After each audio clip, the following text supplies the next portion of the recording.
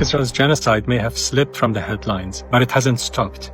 This is the moment when your support matters most. This is the moment to escalate BDS pressure. As is widely known to Israel, a ceasefire means you cease, we fire. Apartheid Israel is more isolated than ever, as even Netanyahu and Trump have recently admitted. The so-called Trump plan, an illegal colonial scheme, is primarily designed by Israel's fascist government to save it from unprecedented global isolation. It is meant to distract from the genocide against millions of Palestinians in Gaza that will continue in less visible forms. But the global majority is not buying it. They recognize that the starvation and total devastation continue. The infectious diseases and lack of shelter continue. Crucially, the impunity and lack of accountability that had led to all this continue. And therefore, our BDS work must not just continue, but intensify in pursuit of freedom, justice, equality, and real liberation for the Palestinian people. This demands three things. One, that this genocide is really brought to an end. Two, that everyone and every entity responsible for it and their accomplices are held accountable. And three,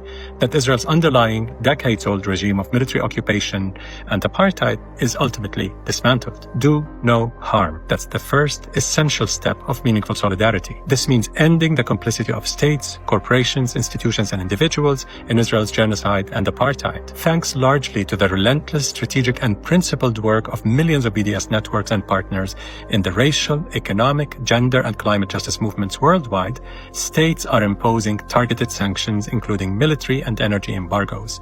Giant pension funds are divesting from complicit banks and corporations. Dock and transport workers' unions are blocking military shipments.